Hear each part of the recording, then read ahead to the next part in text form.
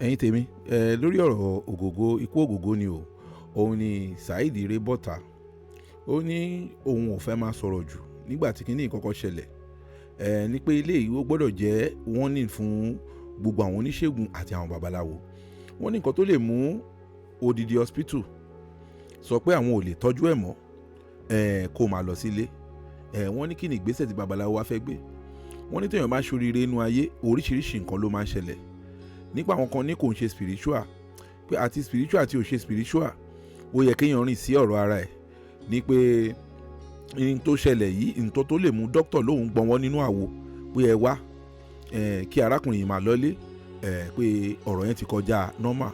Wọ́n ní stage 4 cancer kò ń ṣe nǹkan tó ṣe play rárá. Tẹ́ ìgbésẹ̀ tó yẹ kéèyàn gbé téèyàn bá ti tètè gbé on time tó bá ti dé báyìí aṣọ ògbọ́mọ yẹ mọ́ gbogbo ohun tó máa ṣẹlẹ̀ oríṣiríṣi ló máa ṣẹlẹ̀. Òun ló wá fi ohun ìkìlọ̀ ránṣẹ́ sí gbogbo àwọn babaláwo àtàwọn oníṣègùn. Ó ní kò ń ṣe gbogbo nǹkan ni wọ́n máa bẹ́ lù o. Ó ní ká ní gbogbo kinní tó ṣẹlẹ̀ ó ní ká nílé oníṣègùn kan ló wà.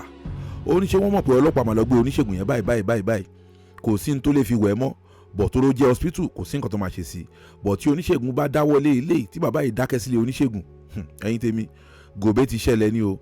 Don't forget to subscribe, like and share this CROSSBLOGXTV. Ẹ jẹ́ àjọgbọ́ ẹ̀kúnrẹ́rẹ́ àlàyé ìlẹ́nu Saheed Ire lórí ohun tó ṣẹlẹ̀ sí Ògògó àti bí àwọn babaláwo ṣe fẹ́ gbé ìgbésẹ̀ láti láwọn fẹ́ dá sí. Ẹ jẹ́ àjọgbọ́ kẹ́yìn náà kẹ́ máa fi opinion sínú comment. Mi tiẹ̀ mọ̀ pé máa yẹn ti kú tí mo drop fídíò tí mo ṣe drop ń sìn. Wọ́n ní bàbá Taiwo Ogogo Taiwo Hassan wọ́n náà ti kú. Ṣẹ́yìn náà rí nǹkan tí mo sọ ní program mi tàkọ́kọ́ nípa mátà wọn pé kí àwọn herbalist ká má tẹ̀rí sí pé torí death trap ni. Kó tó di pé hospital máa sọ fún yàn pé ẹni yóò gbọ́tọ̀ jùmọ̀ ẹ̀mọ̀ pé ẹni yẹn ti death already.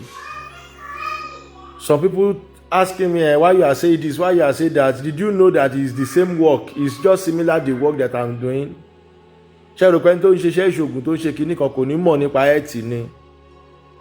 Kó tó di pé èèyàn sọ pé òun ò lè tọ́jú ẹ̀ mọ́ kẹ́ gbé lọ bò mí àbí kẹ́ lọ máa tọ́jú ẹ̀ ńlé ṣé wọn kò ti get reason why ni. But sometimes wà tó yẹ pé téèyàn bá sick ibi eléyìí ìfẹ́ máa jábọ́ time yẹn because abẹ́rẹ́ ọ̀nà kì í ṣìnà ni. Sometimes wà tó yẹ pé téèyàn bá ti ń sick tí sickness yẹn bá ti ń jẹ́ lemọ́lemọ́ ẹ lọ ṣe fẹ̀mírẹ̀mí fún. Ó lè jẹ́ àgbò ó lè jẹ́ kan wọ̀ kí wọ́n máa pa lásán wọ́n máa lọ sílé wọn àbí family house wọn àbọ̀dọ̀ ẹni oníṣògùn babaláwo tó gbọ́fà tó mọ̀ ń pa ìdáadáa. A lè sọ pé natural, a lè sọ pé spiritual, a lè sọ pé kinní kan ọ̀dẹ̀ mi tún sì máa sọ̀rọ̀ pé life is by spiritual, especially tẹ́ bá ń ṣoríire máa múra gan kọ́nà bá fọ̀run pé wọn máa ń ti lọ nìyẹn. Ìkan tí mo sọ níjẹ tàbí jẹrin nìyẹn pé ẹ wá kí ọkàn máa lọ because á di wàhálà sí ẹ lọ́rùn. Ẹ ti understand mi mo mọ̀ pé àtẹ̀yìn tẹ́ hate mi nígbà tí mo sọ̀rọ̀ yẹn àtẹ̀yìn tẹ́ like mi mọ̀ pé ti máa understand mi nísìn. Before hospital tó lè sọ yí pé no this is wọ́n ti rí red flag kó tó di pé cancer dé stage 4 kidney ẹni yẹn ti bàjẹ́ kidney méjèèjì ó ti mọ̀ kó tó ń pè ní cancer ni àìsàn jẹ̀dọ̀jẹ̀dọ̀ àìsàn burúkú. But tó bá kàn lo ẹ̀rọ yẹn tán fún wọn lépo àtàdín wọ́n ní Taiwo ni wọ́n pé wọ́n nílè fún wọn ládín. Ọ̀rọ̀ Taiwo kò kàn ọ̀rọ̀ cancer tó bá kàn fún wọn ládín ni ẹ tó máa kú ná ẹ kí n bọ́ lẹ́bẹ̀. Eléyìí tí mo ń sọ yẹn campaign after election ni ó ti lọ báyẹn Ọlọ́run bá fọ̀run kẹ́ wọn. Nǹkan tí mo ń sọ nìyẹn tó bá ti di pé àwọn aráabí ti sọ yí pé kíní kan ò lè tó mọ́ ẹ wá wo ọ̀rọ̀ mi yẹn ẹ̀yin tí ẹ wo ọ̀rọ̀ mi yẹn bí negative word ẹ wá wò ó lé ní ká gbà pé bóyá ilé ẹnìkan náà kú sí tó ti fún wọn lágbo kí lẹ rò kó máa ṣẹlẹ̀ nísinsìnyí náà ẹ kò predict nǹkan tó máa ṣẹlẹ̀ nísinsìnyí wọ́n máa gbé ẹnìyẹn ni wọ́n náà ló pa